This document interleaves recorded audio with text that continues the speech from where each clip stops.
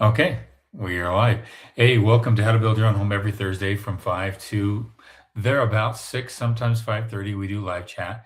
We take some questions for a lot of our students that are chiming in, and we try to answer those. I want to start off today with something to be aware of, and it's something that has hit me upside the head, and I didn't see it coming because I wasn't prepared, and that's the price of oil.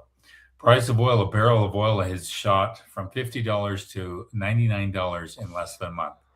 And as I was checking just before I went on here, it's 101.93 a barrel. And so I want to explain what that does to your bill.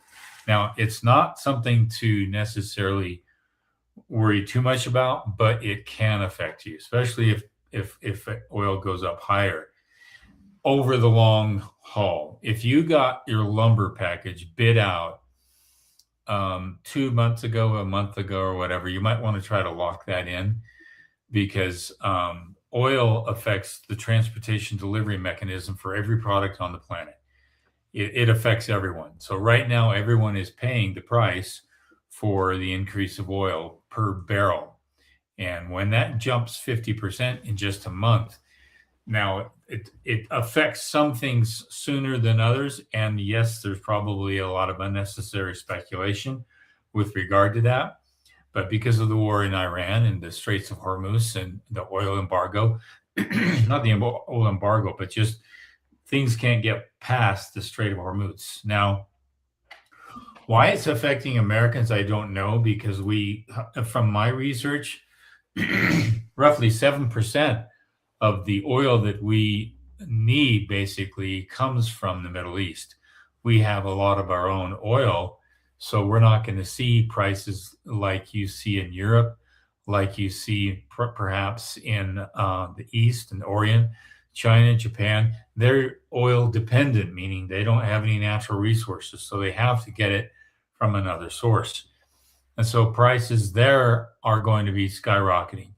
And if you're buying materials from overseas and they don't have energy or they're lacking in energy, that's going to affect your prices of things.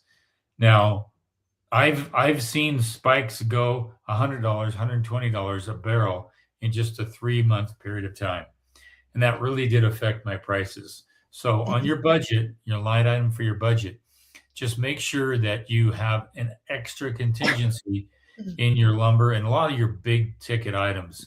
Portland cement, that could actually increase in price. Check your batch plants and ask them, do they suspect any price increases? Like I was given a call by my insulator today, and he says, Keith, we need to make a call on the insulation for these jobs, and he listed them. We know that you wanted a certain blow-in insulation. Prices are increasing in the next 15 days. Do you want to lock that in? I go, yeah. So he sent me the contract. I went ahead and locked it in. So you're going to want to be aware of that kind of thing. If you're not locking these things in, you can actually get hit with a little bit of a price increase. It could be 5%, it could be 15, 20%. You never know. But on the big ticket items, especially items that are manufactured overseas or products that are coming from overseas, that's a big item. And the transportation. So if you're getting lumber, Douglas fir, and it's coming out of Oregon or it's coming out of Canada, that transportation on that big diesel is going to be a big effect. Now your delivery cost is a little bit double. So I want everyone to be aware of that. Don't stress out about it, but watch it. Like if you are planning to build this year, watch that price of oil go down or watch it go up, because that's going to be an effect on your budget. I once built a home back, guess it wasn't during COVID, it was much further back. And it was when interest rates were at their lowest. Remember that, honey? They were like 2%. And there was just 2.8, 3. massive building going on, really low interest rates. Well, that increased, that was a spike in building, a massive spike. Everybody was building, everybody had a demand, supply and demand.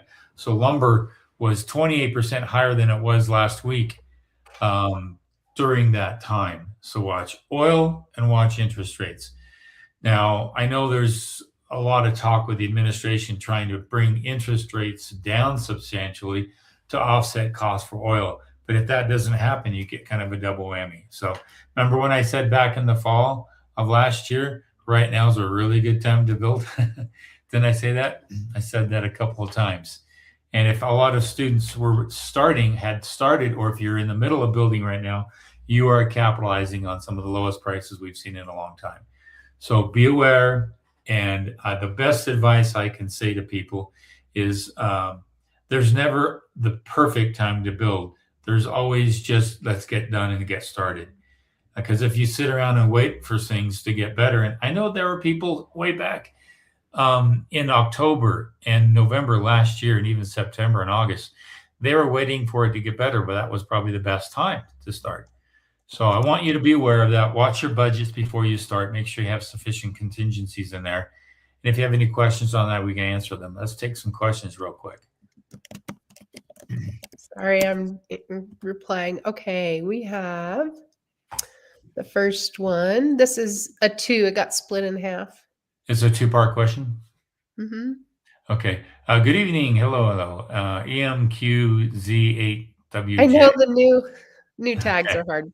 I remember mention where you're coming from or where you're building. It kind of helps us out. Yeah. I want to add a gable vent to my townhouse that doesn't have one. I want to help cool the attic down. I have soffits and ridge vent, but still very hot. Is it okay? Yeah, just check your local area. My plan is to add an attic fan attached to the gable vent. I hope I'm not making a mistake. Thanks. If I knew where you were building, then that would affect my answer to that. For example, if you're in Texas and Arizona, yeah, you're going to want a fan on that because it's going to get brutally hot. But if you're in up in Seattle or somewhere place like that, even San Diego along the coast, you just need the vent only. And you want to get that vent as high as you can so you get into the pitch of that roof, not too low down, but as high as you possibly can. But depending on where you are, that would determine. My father put in some vents, some gable vents on a bed and breakfast he ran for many, many years. And during the summer, when that heat hit that roof and it was asphalt and it really warmed things up, we put an aluminum roof on and it calmed it down substantially. But I could hear that fan going, and he had fans at both ends of the gable roof. One fan was sucking in and one fan was pulling out. So it was actually pulling air throughout the entire attic because he didn't have any soffit venting. So if you have soffit venting, that's great. That's going to help out. So again, based on where you're living, I would determine what I would actually do. So just a single vent without forced air, that's going to do a lot for you. So good question. The Ma Pearl, Western Washington ADA 1-story electric bid, $37,000. Okay, get some more bids. I can tell you right now. Get 3 bids. Get 3 bids. Get 3 bids if you can. Western Washington, that's Western Washington. You're not even on the coast. And it's an ADA, accessory dwelling unit, which is probably not more than maybe 200, maybe 300 square feet tops. I can't see how or why that electric bid is that high. The materials on that, I can probably bet you that the material costs on that are probably not more than $6,000-7,000. To be honest, I'm really being honest. A 150 amp panel, you can get that for a couple $100, and all the wiring and all the boxes. It's you need. I could go on that one. That's really high. I get bids like that for large homes. All right, where I'm at. And you might want to look further west or even further south, depending on where you are, and see if you can't get some bids from Idaho if they're double licensed in those states. So just shop around and go out with a 30-mile radius. And if they're still high, increase to the 50 miles and see what happens. You might find some surprising bids if you go out that far. Okay, good question. Hi, y'all. First time builder looking to build simple, economical 3-2 on a flat property. I think I'm about buying plans and working with the designer to formalize this. Is this a good path? Don't buy any plans at all. Just work with a designer And I have two in mind. You can go to the How to Build Your Own Home. It's in the download section. I have two people there that are phenomenal. I'm adding another one too, but just check them out. They're really affordable, about $1.50 a square foot. I'm just going to give you this skinny. Every time you buy a plan online, you are still stuck with the elevations that you have to draft for this city or local jurisdiction. You're still stuck with the site plan, and the site plan has to fit also on where you're going to build. And then you're going to need that site plan for the septic if you're going to do septic. The geotech engineer can't move forward without that site plan. All those plans online, they don't include that, okay? And then they don't include the engineering that might be specific to your local area. So I always tell people, get a drafter wherever you want and get your engineer locally. And you're going to save headaches, and you're also going to save some costs. You can find land plans online. I like this plan. I kind of like the floor plan. I just took a screenshot of it. Can we kind of start off that way? And I go, sure, but don't buy anything online. Okay. I'm just gonna, everybody's putting in where they're from. So Ma Pearl, look, here's somebody else in Western Washington. Okay. So that's cool. Maybe catch up. In our Discord, we have 4 different regions and groups, and people are connecting. So if you get on our How to Build Your Own Home self-managed package, there's a Discord. You can be in the Discord and communicating with all the students. Okay. Oh, wait, I'm going to do, this is fine. I'm in Eastern Panhandle of West Virginia. Okay. Eastern Panhandle, Washington. Okay. I know where that is. Okay. Compared to traditional HVAC, what are your thoughts on small duct, high velocity systems like Unico? I like them. They're just a little pricey. As long as they use the PVC system, which is very smooth on the inside. It's not got ribs or anything like that. So it's very smooth. You're not going to have any friction. And as a result, they can fit in a smaller location. They're just very pricey. Right now, PVC is at an all-time high. And given the fact that oil is going to be higher, that's going to affect the cost of PVC. But they're nice. I've done some of those builds up in Park City where they did that high efficiency, and it's in a duct system in a PVC, and they can range from 2 to 3, sometimes 4 inches, not that big. And it's high efficiency going right inside the bedroom, bathroom, wherever it's going to go. A lot of pipe, but it's very efficient. So the Ma Pearl has some more bids, which is That's good too to much. share. Aluminum shingle roof, $34,000. Insulation rock wool, $30,000 plus tax. What do you think about the bids? That rock wool, it depends. What was the cost? What was the square footage of the home on that one? What did it come before that? She didn't say yet. Okay, maybe we'll come back to Ma Pearl. Yeah, we'll come back to Ma Pearl. If you can find out how many square is on that roof, and then find out the square footage inside the house. Okay, and I can tell you. I don't know what this trucking is. travels 23. Parapet wall or sloped metal roof? Really, really good question. I haven't had a question like that in a long time. That's really, HOA might have some issues. So you check your HOA. They may require a parapet wall, but I would go with a sloped metal roof, because if you have a parapet wall, that's a dam. That's a leak waiting to happen. And you don't need that to happen. Plus, if you use the TPO for flat roofs against the parapet wall, you're going to have to maintain that TPO within the next 7 years. In hot climates, maybe 12 years in cooler climates. It just doesn't handle it. It doesn't expand and contract very nicely. It just, when the heat hits it, even though the UV is bouncing off to some degree in a lighter color TPO material or any other material, it's still working its way into the substrate.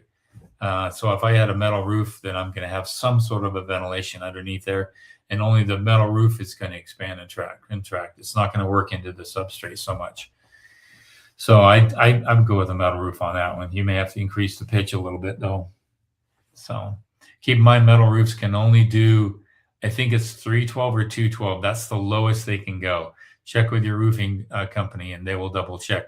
Aluminum shingle is 412 pitch. Asphalt, it's the same, 4 or 512 pitch. That's as low as you can go. After that, it's a full membrane. It's like a flat roof. So Okay, good question. Okay, we're gonna go back to the Ma Pearl. She says it's 1452 square feet. Okay, go back to that one question. Rockwell, 1452. 1,400 square feet. Yeah, you can install that Rockwell yourself and save half that.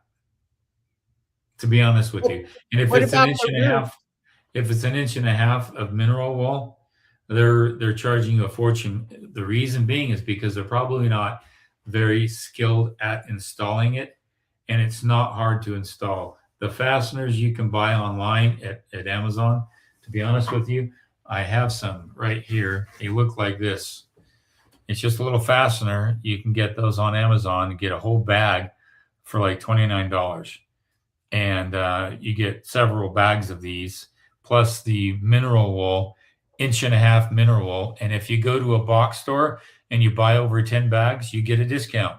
All right, you're buying in bulk. So you might want to at least find out about buying the material yourself. And then, plus the screws to go with this, a 3-inch screw in it goes in there, sucks it on there. All you need is 5 of these per 2 foot by 4 foot, inch and a half rigid mineral wool. So if you bought the material and then found out some handyman or someone to install it, they can install it. And then keep in mind you're going to have to flash the windows because that insulation is going to come past the window now. So you have to do some flashing around the window. I have a lot of videos on this. And once you get that flashing out, that insulation goes right up against that flashing. It's really slick. So are you talking about the outside or the inside? Yep. Yeah, I think he's talking about the inside. Because if it's inside, that's still really pricey. For 1,400 square feet, I have a home. Where is that home? Oh, just behind me. I'm building a home, and that's $11,000. You know the home I'm talking about, honey. Yeah, That's yeah. 11 grand. That's a pretty big home. That's probably 2,800 square feet, 24, 2,800 square 28, feet? somewhere in that range. So, Yeah. and even if we did rock wool, I don't do rock wool bats or rock wool inside the home. My main focus is the outside envelope. So let me know if it's the outside envelope. If it's Yeah. the outside envelope, you can probably get all the insulation you need for between 8 and 11,000, somewhere in that range. And then you can pay somebody a couple of grand to put it up, but you don't need to pay that much. But if An it's for aluminum the shingle? inside, if they're doing the inside and all the walls, and so I don't yeah, know. we need more. I But don't on the know. shingle roof, the aluminum shingles, Yeah, the aluminum shingles. it's still Here's the thing. Although these are some of my favorite products, a lot of builders don't use them. And because they don't use them, they're scared. And so they charge more because they're uncertain about those products. And if they got a little more informed, like I have a roofer and he charged me a little more on a first job, he's getting better at his bidding and he's bringing his prices down because now he knows how to do that. So it's really about knowing how to install. And if you want, you can take your plans, go to Permalock, just type in Permalock, and then find out how to reach out to Permalock and say, hey, can you bid me the cost of materials for this roof? And he'll bid it for you. Now you just need to find somebody to do the install. So they're probably making up a charge. It's too big of a price markup on the materials. And I know where the materials should be. They should be between $325 to $425 a square, which is a 10 by 10 section on a roof. And so that 1,400 square foot home, let's say that it's 20 square. That's being conservative. So 20 square times another 250 for install, so maybe 550. All right, we're talking. Let me do that again. So 20 square times 350. That's 7 grand to 8 grand for the material, plus shipping could be around 9 or 10, and then you might pay the same amount to install. So that's about a 10 grand savings there, or actually more, 14, 15,000. So they're charging you an arm and a leg for something they're not aware of.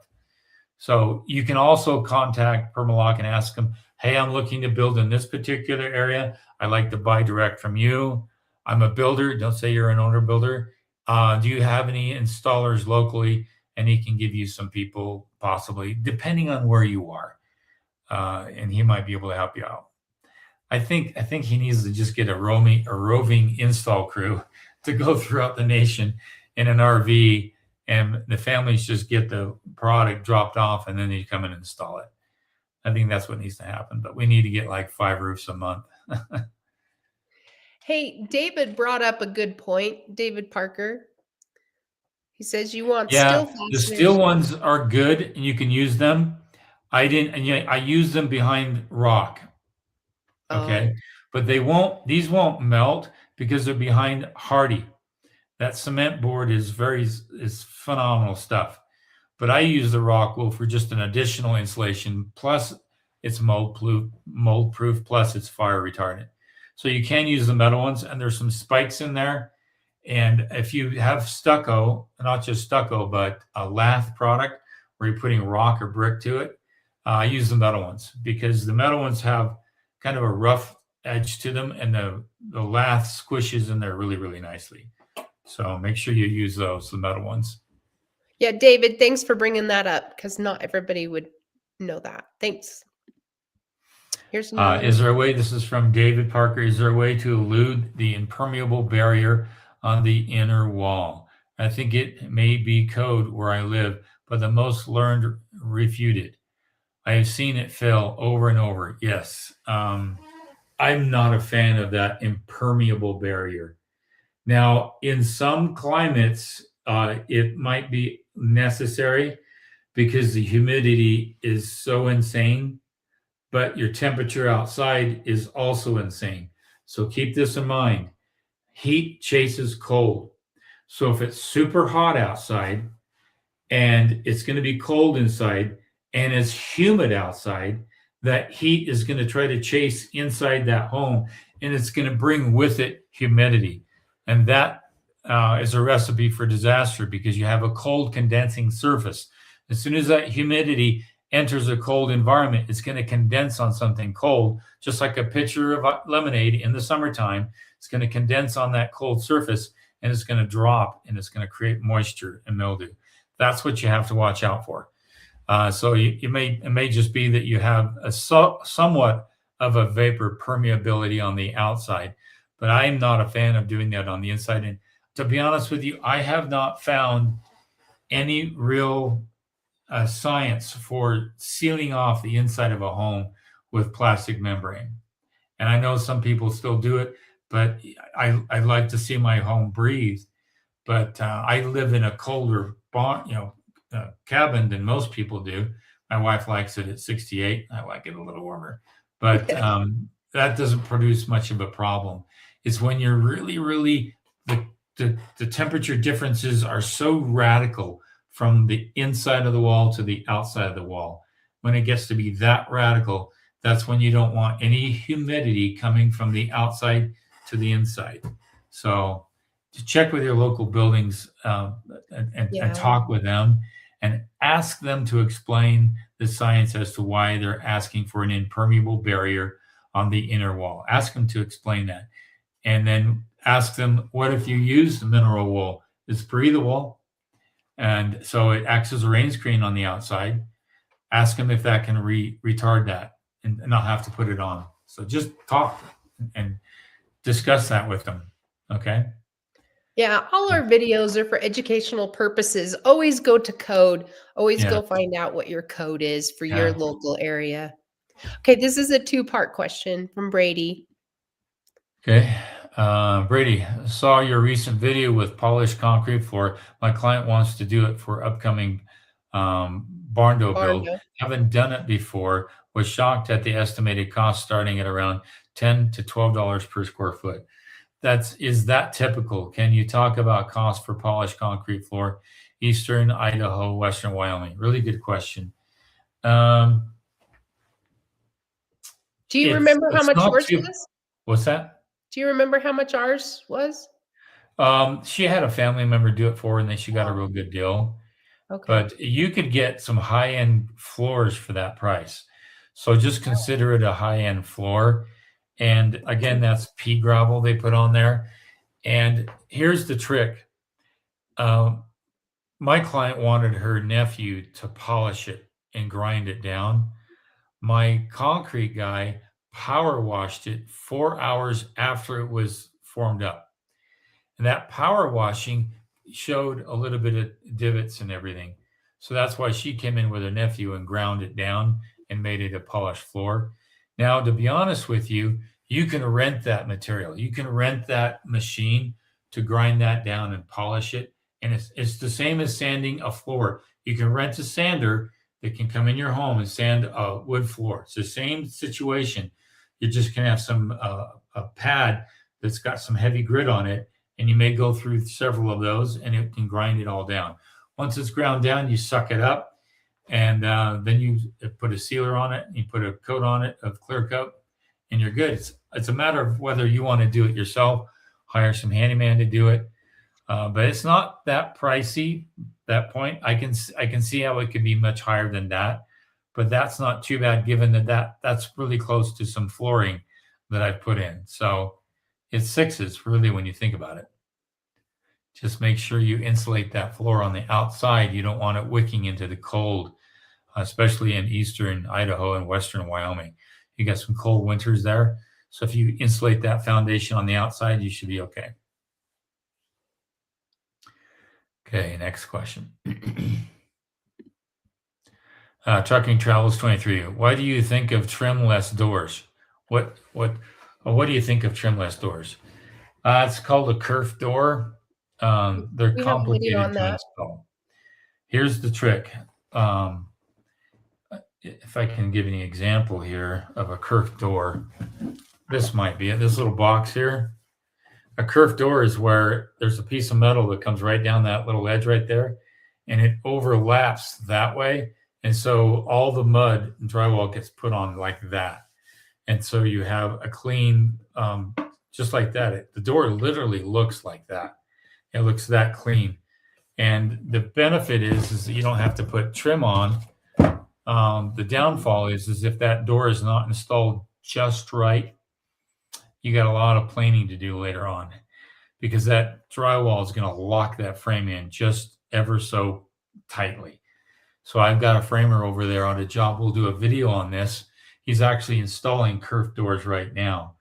And then there's two different styles. There's a couple of them, but basically bullnose and the square.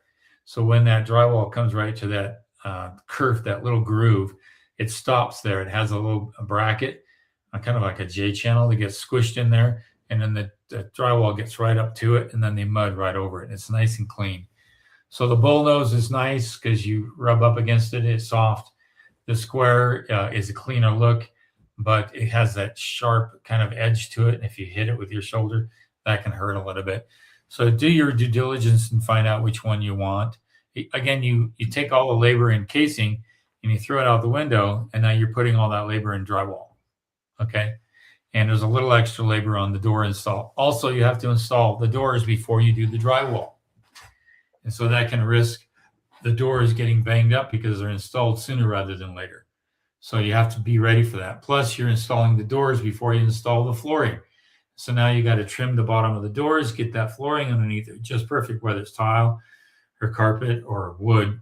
Once you get that underneath there, you're okay. It's just a little harder. So keep that in mind. Extra labor for something that saves in some labor, but not a lot. Okay. Alan Bill, K9G. How much work can be done on attic space before it's no longer considered storage space? Plumbing, electric, insulation, framing, etc. West Central Washington. Really, really good question. You might want to talk with your building officials, because I've done that very thing, and the building department asked us to put a 50 amp circuit inside the upstairs, but nothing else. That way I had power run up. He asked us to stub in the sewer line, but to cap it so it's there. And then HVAC, if you're in attic trusses, you can install that later because it goes inside the truss situation. But you may want to get some of your trunk lines in before you do the floor and before you do everything else. So talk with a building official on that one. I do know that they do like to have it insulated. And if it is insulated, they like to see the drywall. It doesn't have to be tape and textured, but some allow you to stop just before insulation. Some make you stop up to drywall. And you might want to talk with your building officials on that. And also, they may ask you to have a fire rated door at the top of the stairs. So if it's unfinished, that's going to be a fire rated door to seal off everything. So a lot of different things you're going to run into. Just check with your local building official and find out from them. Okay. Okay, one more question. Re-gable vent, and should I use flashing tape around the cutout part? Do I also need J-channel around the rectangular vent or not? J-channel is needed. Thanks. It depends on that vent. I'm trying to think here. If you have tape, if you have tape or flashing Tyvek or whatever, and you put that on there, you can put the gable vent right on there as long as that flashing, that Tyvek overlaps the rest of the paper on the wall. So if you have any exposed wood anywhere, that water, if it does get behind there, that water is going to come and hit that paper, that tape you've got around the vent, and it's going to come down and it's going to hit that bare part, and then you're going to have some damage. Make sure you have overlap. So if water ever gets behind something, it has the ability to overlap all the way down until it hits a J channel. I just saw a student gave me some video, and I was kind of worried about it because he took the J channel for his shiplap all the way to the concrete. I mean, all the way. There's no gap there. So that means there's no ventilation and there's no way for water to easily extricate itself from behind the shiplap. So make sure you have a 3/4 inch to an inch of gap between the deck, the concrete, the porch, whatever it is, and the actual siding material, so that if it comes down, it hits that perforated J channel at the bottom, and then it drains out that way. So again, always think in terms of water. Always think in terms of how it's going to flow, and can it remove itself from the house pretty effectively, okay? Michael, are you still planning to have Denny on to talk OmniBlock? Yes, I've got a commercial job. It's very complicated. Denny will be coming up for that one. And hopefully that in the next couple months, we will be doing another video on OmniBlock. So, but we need to have him on our show. So Yeah. So. JDST Comp. Do you think electrician would be willing to wire and connect a sub panel for me while I do all the wiring myself for ADU? You can do that yourself, but you can hire an electrician just to come do that. And he may just say, yeah, I'm only going to go this far. He'll take pictures as to how far he went, and then the rest you can do yourself. But you can ask, find out. Ask. Just ask. Legally, you can do all your own plumbing, electrical, and HVAC in most of your states. You just can't sell it within 2 years. Keep that in mind. Okay. Building in Texas, I had a few quotes for HVAC. They all suggest a 5-ton unit, except for one contractor. He said he talked with Denny and suggested a 3.5 ton because the OmniBlock walls. Yes, listen to Denny. I did a big home all out of OmniBlock, and we were able to reduce the HVAC substantially because of that. Keep in mind, the OmniBlock is a thermal bank. It will actually bank your heat and bank your cool at various times of the year. And so when you have banked all that energy, the HVAC system doesn't have to fight as much. Compare it to drywall.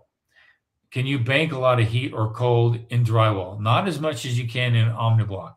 OmniBlock's got 1.5 inches of concrete, styrofoam for the most part, another 1.5 inches of concrete, styrofoam, and then another 1.5 inches of concrete. It's got that massive thermal break, a massive slow derailing of transfer of heat and cold from side to side. So that first layer there, the first 1/4 inch is your bank. Even though it's thicker than that, that first 1/4 inch is your bank, and that's where you're putting all your cool temperatures in the summer. It's where you're putting all your cool temperatures or warm temperatures in the winter. So that's how it saves on the efficiency of your HVAC system. Okay, good question. This is, I don't know if this really a question, but just a statement. The state of Alaska requires a non-permeable moisture barrier on interior wall. My walls are 2x6 exterior, half-inch plywood exterior sheething. Interior to 2x6 walls is high density foam. Is that closed cell foam? Or open cell? Yeah, that's a problem in Alaska because you've got humid Oh, one more fall part. It's temperatures. just down. Do the Yeah. second part. Joints on the foam are taped. The foam has 2x4 wall interior to that with 4-inch bats, R41 all together. The HD foam served as a non-permeable barrier. New build, what do you think? If it's a non-permeable barrier, ask them if they're okay with that. And the neat thing is that foam, if it's closed cell, that's an inch and a half plus of non-permeable barrier. So ask them if that would work for you, rather than have to put in some cellulose or cellophane or just any kind of plastic or anything like that, which I'm not a fan of. To be honest with you, I really don't know why they do that. I honestly don't know. Again, it's the extreme temperatures, extreme warm on the inside, 70, 72, 75 degrees, and probably negative 30 on the outside. I'm just guessing. It could be 0 degrees on the outside. That extreme temperature drop and coupled with massive humidity flowing into that wall, that's your enemy. And so if you've got that combination that's happening, that's why you have a problem. So that's why you're getting that absolute non-permeability in that wall. You're trying to stop that from happening. Okay. David has a good point on this one. He says trimless doors would be kind of dumb if you have kids. Your kids will just chip them all the time, and you will either fix them all the time or they will look terrible. They're hard to fix. So if you hit the bullnose one, you can dent it really easy, and it's really hard to fix. It has a look, it has a very contemporary, clean, modern look to it, if that's what you're going for. But it's not the best for family. Not at all. Back to the Alaska. Oh, did we already get that part? I think we did. Sorry. Yeah. Okay, here we go. Peter Hobbs. I'm concerned about hiring rogue subcontractors on big ticket items, just as the concrete foundations and framing. Any thoughts, advice on protecting folk running off with deposits? Yeah, I don't, to be honest, in my neck of the woods, all my subcontractors will start their work and they don't demand anything until they get something accomplished. And if they want the work, that's what they're going to do. And other areas, because it's probably a little more cheesy and dicey and maybe not that kosher, people demand a little bit of money up front. But if you deal with your lien rights in your state and you have a construction lien, or not a lien, but a notice of commencement with the state, that should protect you, because now if something's not done, then you should be able to come after that one. And don't do anything without insurance. So if that subcontractor has insurance, and you'll get what's called an NOI, notice of insurance, and you'll have that before you issue any kind of a check. Once you have that, now if something goes awry and he doesn't follow through, you can go after his insurance. I did that many years ago. I had a client, I got a pinhole from a finished nailer. He hit a pipe, and it had a pinhole in the pipe, and it leaked. And the carpenter went off and left with another company, but that other company that he was working for, they were liable for it. Well, I had the insurance NOI before they even started, so I called the insurance company and let the insurance company know. The next day, that guy called me, and he was on the job fixing it. So you have to make sure what you're engaging in contract. You're reading and writing and engaging in contract. You're not doing arithmetic. You're engaging in contract. And if you know how to protect yourself with just the subtle little things like that, you're going to be heads and shoulders above everyone else, and you're going to be protected. Okay. Good question. Okay, LC 1991 LC. Hello, everyone. What's your opinion on using PEX throughout a home versus copper, or is a combo of both better? I prefer the PEX. If you're in a cold climate, that copper is going to freeze and snap. It's just a matter of time. Down below subgrade, they use some copper. They use some copper coming out for bathtubs and for fittings. I can understand that, but immediately it goes right back into PEX. PEX has the capacity to expand. Copper does not. And I broke my teeth on copper years ago. My dad had a heating system at his old bed and breakfast, and it was all copper, all copper. And he had more splits and cracks in that pipe than you can shake a stick at, constantly trying to fix it. He had to literally run the heating system just a little bit just to keep the system from freezing. Now, there's antifreeze type products you can put in that don't freeze, but it's still a hassle. And so I stay away from copper. Okay, what is the best thickness for a subfloor for open truss system? I heard it bounces if the subfloor is not thick enough. We will glue and screw. Okay, really good question. There's two products out there. One that's pretty much a TNG or tongue and groove product, and it's pretty much 3/4 inch subfloor or flake or OSB board.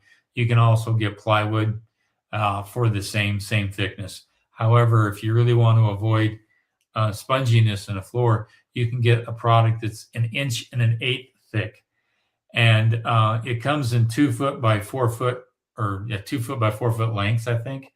And I've used it on homes. And there's also a product like some of it looks like a particle board, and I'm not impressed with that. Other products are plywood in nature, so it looks like a really thick piece of plywood. But I solved that problem by just using 3/4 inch TNG product, tongue and groove product, and I do engineered floor trusses that are 2x4 engineered floor trusses. So I've got 1 inch and 3.5 inches of support, and then I try to do my trusses 16, 18 inches on center. I don't go 2 foot on center. That's the problem. It gets spongy when you expand those floor trusses. So if I can go 16 on center, and it ends up being 1 or 2 extra trusses, big deal. At least you now have a lot more solidity, more truss. And it's the truss that's going to be the deciding factor. I don't use TGIs on that.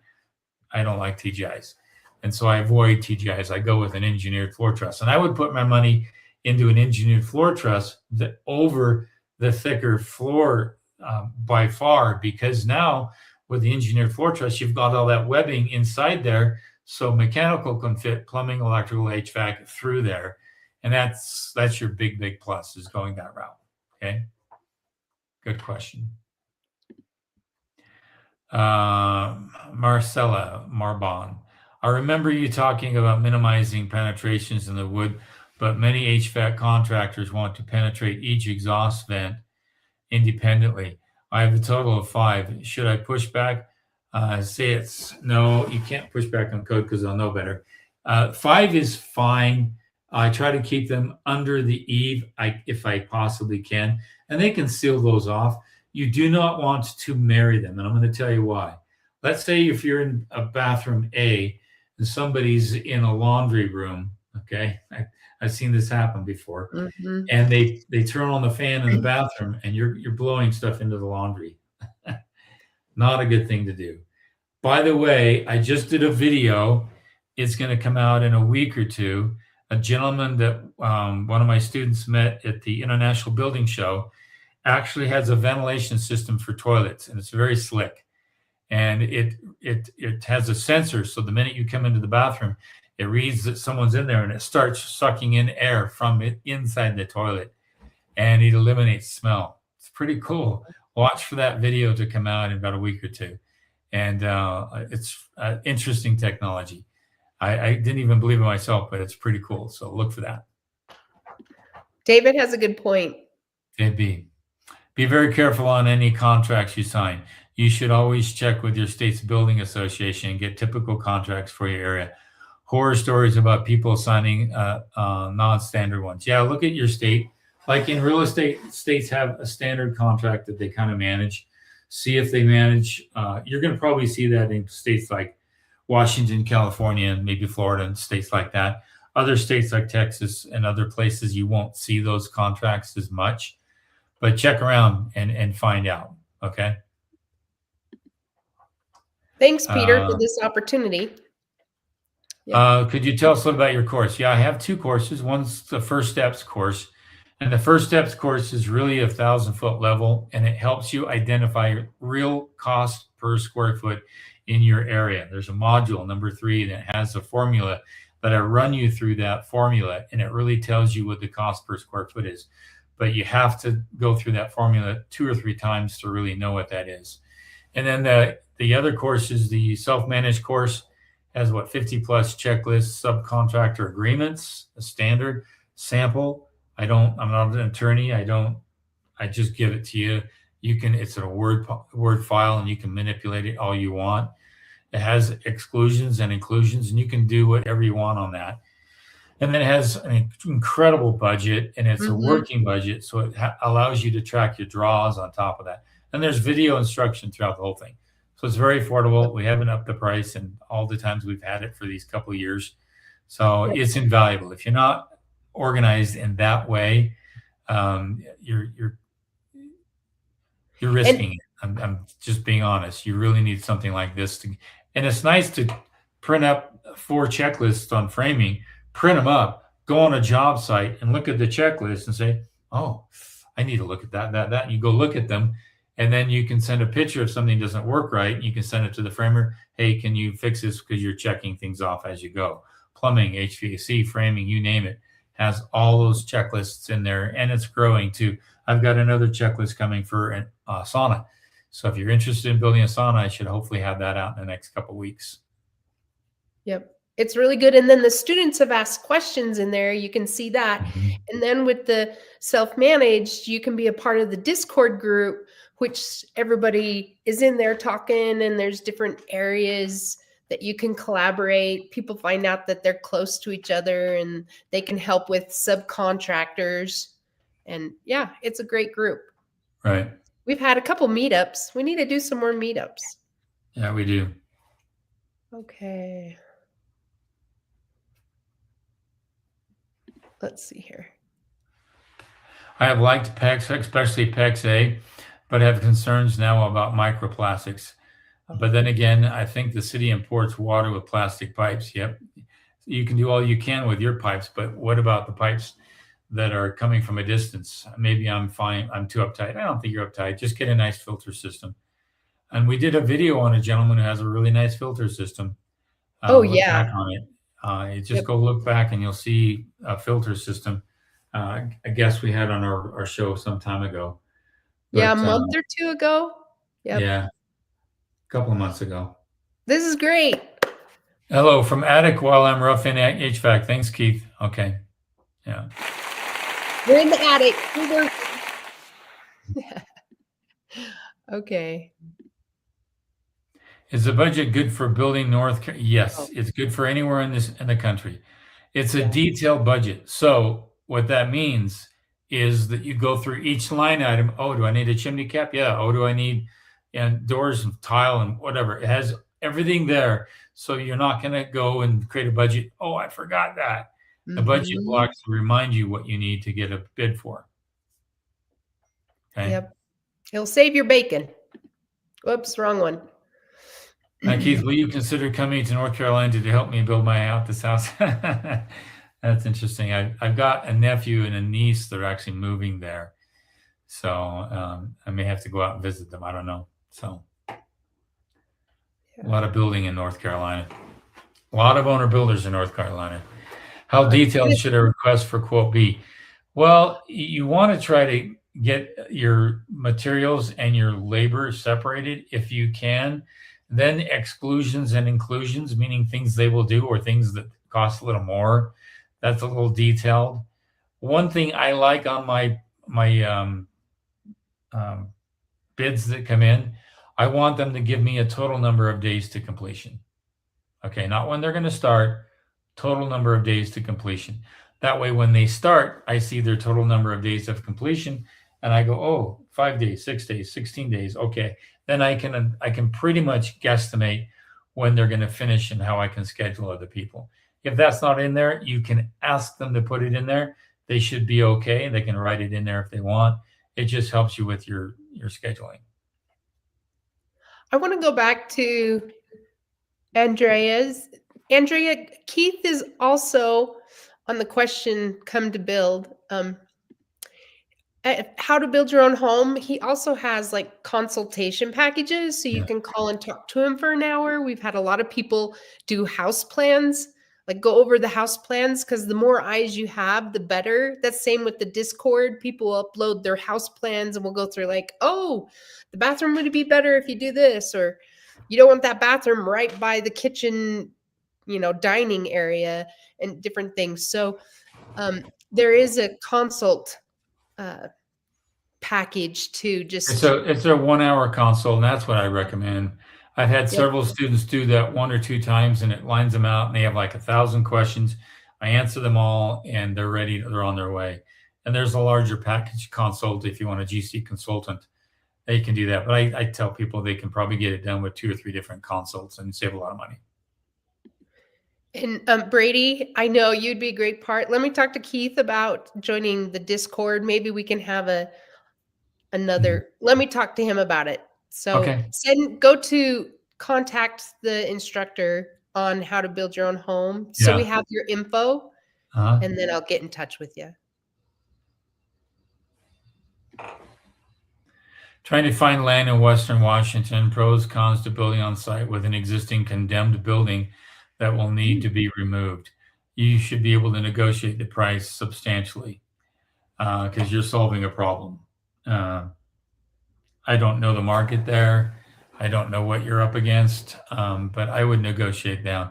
For example, I'm dealing with a client who wants to build outside here where there was a fire, and I'm trying to get her to work with the seller because the seller hasn't taken out any trees. So she's having to solve a problem that seller hasn't solved. So push back, especially if there's not a lot of selling or not a lot of buyers out there. If it is a buyer's market, then you need to recognize that. Put yourself in the driver's seat. Okay. Get costs for the removal and then just say, hey, deduct that from the price. Right. Okay, let's see. Andrea. Yeah. Oh, I wish we could be in so many places at once. We'd love to. I wish I could, but I can't. But look at that consultant. If you need some help there, just reach out for one of those 1 hour consults. Okay? Yeah. Okay, that's what we've got today. Thanks, everyone. And we will end it. We're just right there at an hour, pretty much. Again, watch the oil prices, folks, and watch your budget. And it's going to affect your big ticket items first in a really big way. Not so much, but enough to say, oh, darn, I wish I would have planned for that. So your concrete, your framing, and anything that is distributed or hauled or delivered to the job site, that's where the cost is going to go up. So watch those things. Don't get overly hot and bothered by it, but just be aware of it. It can affect your total line item, your total budget. So keep an eye on that. We'll be here next week. Actually, I'm hoping to get back. Yeah, we will be here next week from 5 to 6. We got a couple of events we're doing, but I will be might be on the road. So keep in mind, we'll be here next week from 5 to 6 p.m. Mountain Standard Time. We'll see you guys then. You guys take care.